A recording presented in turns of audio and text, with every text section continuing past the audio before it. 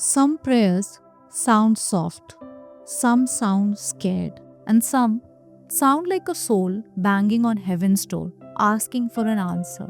Tonight we read two letters written to Krishna, one restless and desperate for guidance, another shattered by love, yet quietly learning how to heal. Maybe somewhere in their words, you will hear a piece of your own story too. Welcome to Letter to Krishna. Hey Basudev, why are you not answering to me? You want to take more tests of my patience or what? I am unable to find out. Why are you not talking to me? I am unable to control my mind. My mind is always fluctuating. I am not being able to study properly, using my time properly. I am wasting my time on other things. In fact, I am forgetting you sometimes. Whenever I am getting confused in my decisions, I always ask you for help, but you never replied. Help me, Kanha. Dear friend, I felt your heartbeat in every line of this letter. And let me say something honestly. Only someone who loves Krishna this deeply can speak to him with this much frustration. Your anger isn't from distance, it's from longing. It's love without a filter. Let's breathe for a moment and look what's really happening here.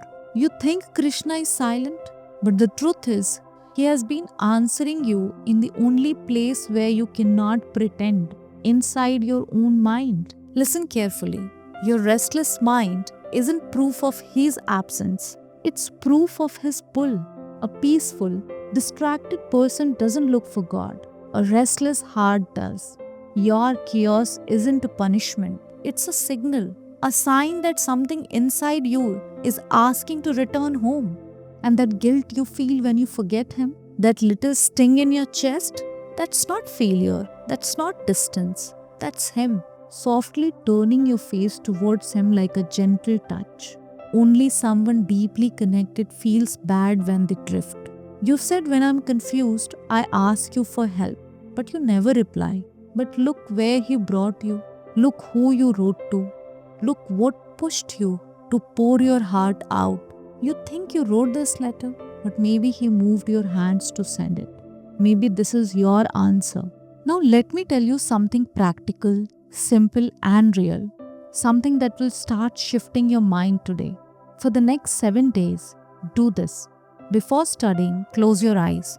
Take one slow, deep breath and say, Kanha, sit with me. Don't ask him to speak. Just ask him to sit. He will take care of the rest. Remember his teaching from the Gita? Where the mind goes, the heart follows. So take your mind by the hand and lead it gently back to him. Not through force, but through routine. Your study table isn't separate from your devotion. It's your altar. Every page you turn is a prayer. Every moment of focus is your offering. He hasn't left you. He never does. You are not losing him.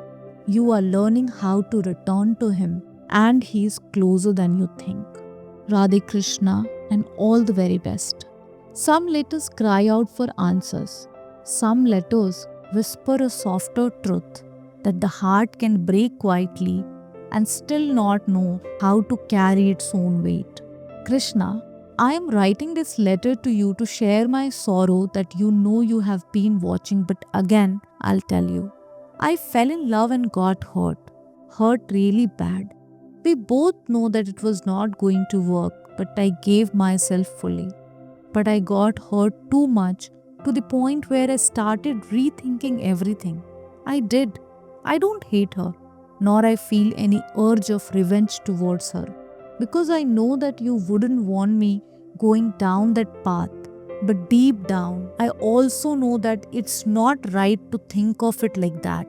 It is immature. Months after our separation, I got a letter today. The timing was cruel, to be honest, as today my final semester exams began. The day before, I was feeling off like something was about to happen. But I never thought it would be this. I opened and read the letter. She returned the ring that I gave her.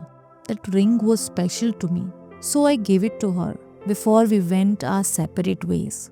I gave it willingly, not expecting anything back as I adored her so much. People would say that I am a simp, but the truth is, she never did anything wrong. But the only thing that hurt was seeing the very ring that I gave her with a letter saying she didn't feel right to keep it. But nonetheless, I accepted it with grace, like you would say, and then I sent a short reply to her saying that I respect her decision. I know that I did some things wrong when we were together and I learned a lot too, but I feel lost right now. I really don't know what I am doing. Please help me, Krishna. I feel like I'm drowning in my own sorrow. It feels very heavy for me. My dear friend, this letter felt like sitting beside someone who is holding their heart carefully, trying not to let it break any further. First, thank you for trusting us with this.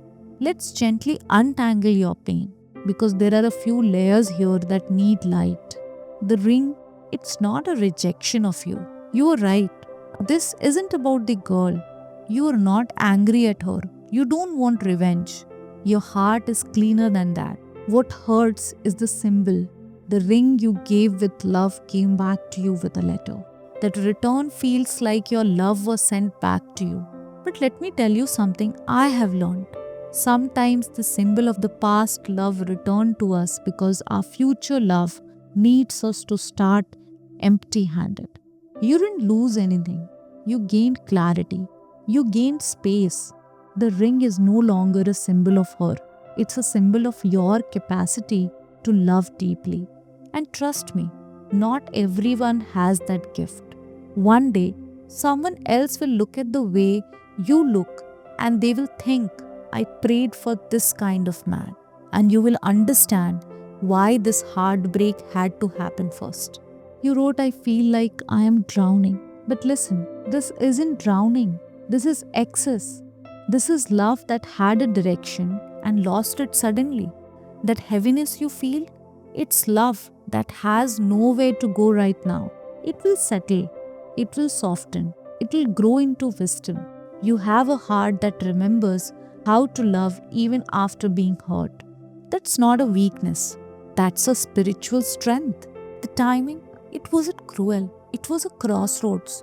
Your exam day, your heartbreak day, same day. It feels like the universe kicked you while you were down. But sometimes life put you at a crossroad where you must choose pain or purpose. This is your Kurukshetra, your Arjun moment. The past knocked on your doors exactly when your future needed your full presence. That wasn't cruelty. That was destiny asking, what kind of man will you become?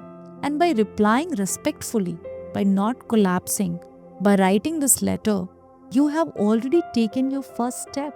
Now take your second. Before your next exam, touch the ring once. Say thank you for the lesson. Keep it aside and walk forward without looking back. The past is closed. Your duty, your dharma is here, right now, in front of you. And I promise you this, someone out there is walking towards you with a love that won't need to be returned in a box. A love that stays. A love that matches your depth. A love you deserve. Until then, focus on your path, your healing, your becoming. You are not drowning. You are transforming. You know what's beautiful about Krishna? He is also your best friend. The one who never judges. The one who listens when the world gets too loud. The one who holds your secret, your fears, your deepest prayers without ever turning away. So if your heart is carrying something tonight, something you have never said out loud, something that feels too heavy, too messy, or too raw, write to him. Pour it all out. Tell him everything. Your confusion, your pain, your guilt, your question. He is already listening, but sometimes putting it into words helps your own heart find clarity. And if you want to share that letters with us, if you feel like your story might help someone else breathe a little easier, send it to modernaimystic@gmail.com. Because maybe, just maybe, your words will be the ones that reach someone who needs to hear them most. If this episode touched even one corner of your soul, hit like, share this with someone who needs a little strength, and subscribe so you don't miss next Saturday's letter to Krishna. Until then, stay close to him. He is closer than you think. Radhe Krishna and take care.